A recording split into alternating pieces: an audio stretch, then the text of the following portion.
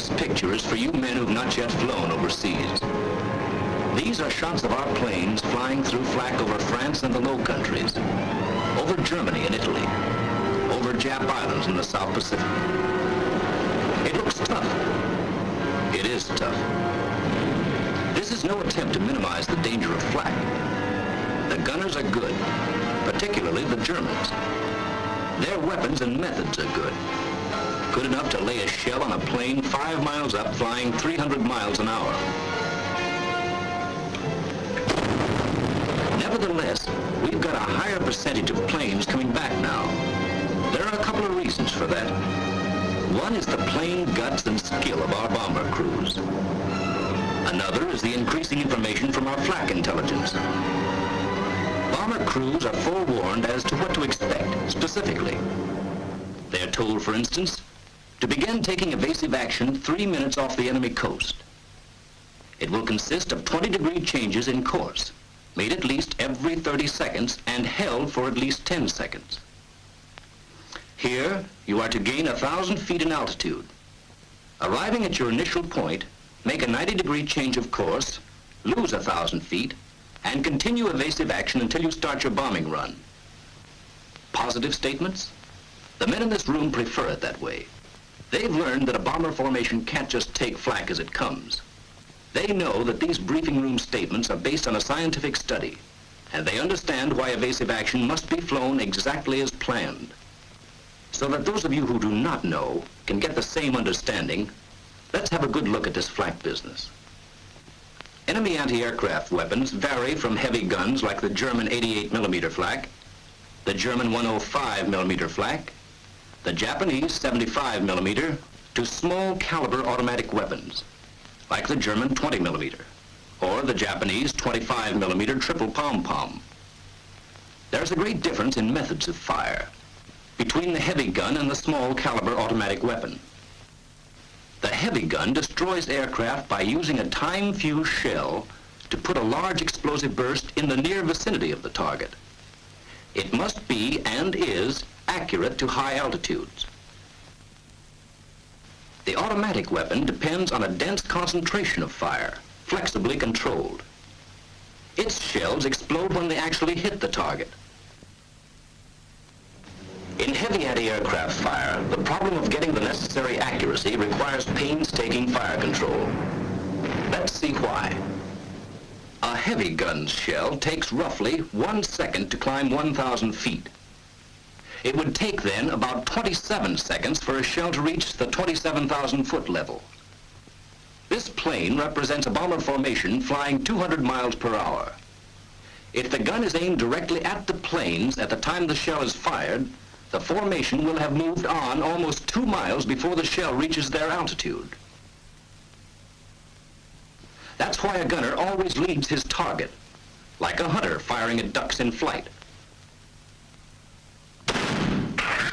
The hunter must judge his lead and aim ahead of the duck, if he is to hit it. But because of the great altitude and speed of a bomber, the anti-aircraft gunner cannot rely on dead reckoning. His leading must be a careful mathematical calculation. First, the aircraft is picked up in an optical sight and held on the crosshair. The sight keeps tracking it continuously, obtaining its direction and angular height while a stereoscopic rangefinder determines the altitude. At night or in bad weather, the aircraft may be tracked solely by radar. Whether tracked by optical sight or by radar, the information is fed by electric cable to a director. This mechanical quiz kid digests the data and automatically computes the right lead, setting the guns. So they will fire not at where the target is now, but at where it will be at the end of the shell's time of flight. The director will then go on automatically adjusting and setting the guns as long as the planes remain in range. Of course, guns do not fire singly, but in batteries of 4 or 6.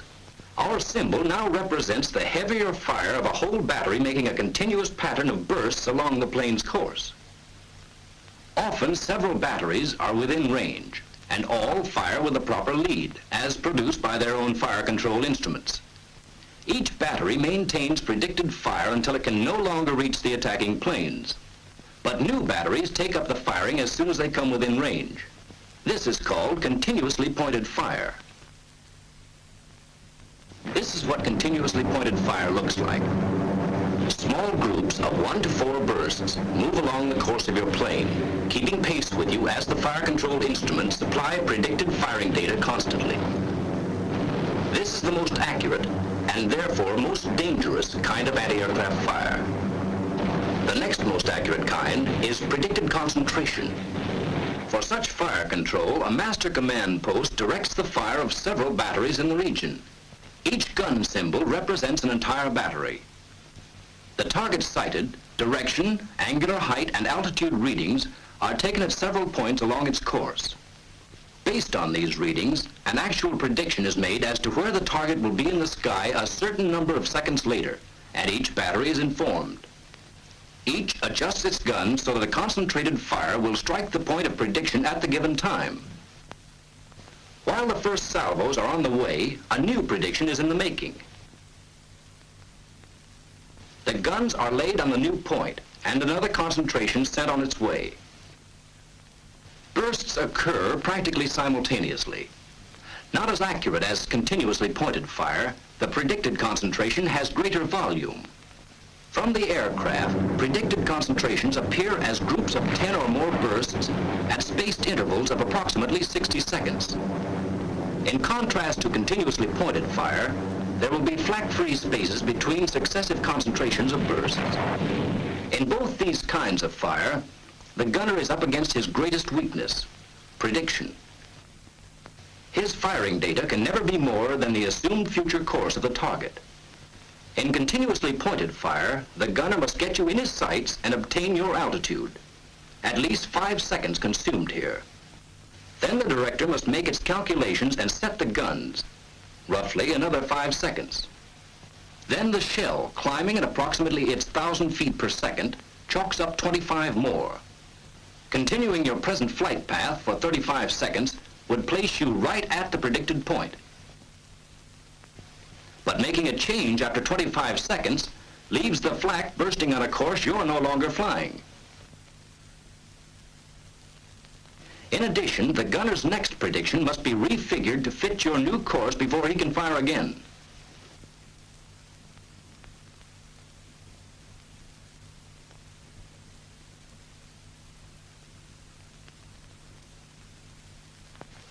In predicted concentrations, the gunner has an even longer time lapse to contend with. For plotting the target's course, 25 seconds. For making a prediction, 5 seconds. For the telephoning and actual setting of the guns of the various batteries, 10 more. Adding 25 seconds for approximate time of flight gives us a total of 65 seconds. However, by flying planned evasive action, that is a point you'll never reach. You can see from this that if you knew when to make changes and what changes to make, you could continuously defeat the predictions. Well, that's what flak intelligence has figured out. As a rule of thumb on when to make changes, you're given this. Never fly one flight path for a greater number of seconds than you are up thousands of feet. In other words, flying at 30,000 feet, make a change at least every 30 seconds. In planning what kind of changes to make, we must avoid ineffective evasion. Do not fly a sinuous course illustrated here, because such small, regular variations can be averaged out.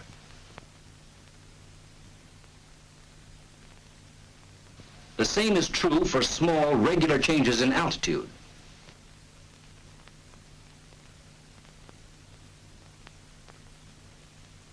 Even a constantly curving course must not be maintained for too many seconds at your altitude because the newer directors can predict on such a curve. They can also predict on constant changes of altitude. When you consider the overall pattern of an evasive course in the sky, you can see that nervous minor changes are worthless. Instead, compromising between what confuses gunners the most and upsets your formation the least, we plan this sort of evasive action. Changes in course of a minimum of 20 degrees. changes in altitude of greater than 500 feet. The two changes made simultaneously whenever your formation permits, and never held longer than a number of seconds which corresponds to your altitude in thousands of feet. You will be told to start this planned evasive action 3 minutes before reaching a defended enemy area. That's because you have no way of knowing when the gunner gets you in his sights. To ensure against flying straight and level long enough for the gunner to get off even one accurate prediction, evasive action is started before you're in range. If for any reason accurately predicted fire is impossible, the enemy can still resort to a third type of fire called barrage. Here the flak is fired into a certain volume of sky. Very roughly predicted, the individual bursts are inaccurate. But with all guns trained on this zone, a dense pattern is formed. To force the aircraft to fly through flak-filled space, the barrage is usually laid in front of the estimated bomb release line. The chances of being hit in a barrage are not as great as in the other two types of fire, since accurate prediction has been sacrificed for volume of fire. Evasive action will not carry the plane out of the barrage or affect its chances of being hit. The sooner the aircraft flies through, the better.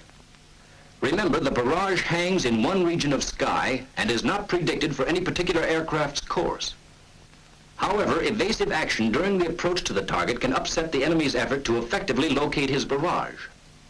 If the defense knew your bomb run long in advance, the barrage could more effectively be placed in your path. Evasive action will add to his difficulties. Sure, we know it's easy to advise, and we know that with its sky full of bursts, barrage fire looks like the worst of them all. But remember first, that bursts you see already hanging in the sky are no longer dangerous. And second, that barrage fire is actually the least accurate of the three control methods. By turning away to find another approach, you only keep yourself in the target area for a longer time, thereby exposing yourself to additional fire. Further, you break the planned formation and invite added threat from the fighters. Weighing one against the other, it's safer to fly on through a barrage than to remain in a target area longer than absolutely necessary. The evasive tactics we've seen so far were designed for heavy flak at high altitudes. Bombing missions are planned for high altitudes whenever possible because above 15,000 feet anti-aircraft effectiveness decreases. Flak is quite accurate at 15,000 feet, but it becomes less accurate with altitude, so that at 20,000 feet it is only 1/2 as accurate as it was at 15,000 feet. At 25,000 feet, its accuracy is again reduced by 1/2. At 30,000 feet, accuracy again is cut in half. In general, flak accuracy is reduced by 1/2 for every 5,000 feet increase in altitude. A common belief is that a magic medium altitude exists, where heavy flak has not yet become effective and light flak cannot reach. How wrong this legend is can be learned in a brief examination of the enemy's major guns. All light flak is effective up to 4,000 feet, and some special types are effective up to 10,000. Heavy flak becomes effective at about 3,000 feet, lowest level for which its time fuses can be set, then goes on to reach as high as 37,000 feet. This means that a medium altitude mission, say just about 10,000 feet, offers protection only against light flak. When we know that both light and heavy can be expected, the safest altitude is either as high as possible or as low as possible, right down on the deck. Flying on the deck renders heavy guns impotent, and at the same time gives the light automatic weapons their toughest possible traversing job because of your high angular velocity. It also enables you to surprise anti-aircraft defenses by making use of defilade caused by trees, houses, and low hills. Further, it affords a chance to come in on enemy positions with forward guns blazing. Evasive tactics at this low level, however, will differ greatly from those at high altitude. The enemy's automatic weapons do not rely on directors, for with the great decrease in the range with which they deal, the leading problem becomes almost as rapid as the duck hunters. And with the time of flight so short, Gentle 20-degree changes will turn ducks or bombers into clay pigeons. So against light flak, your protection lies in maximum speed combined with all the sudden alterations in the direction of flight that are possible within the limits of your formation. Skid turns, porpoising, corkscrews, side-slipping, anything which will keep those gunners guessing. Yes, keep those gunners guessing. But guesswork on your part won't do it. Evasive action. Routes to and from the target, the initial point, and the bomb run all must be planned to take advantage of the latest available flak intelligence. And even more important, all must then be flown exactly as planned.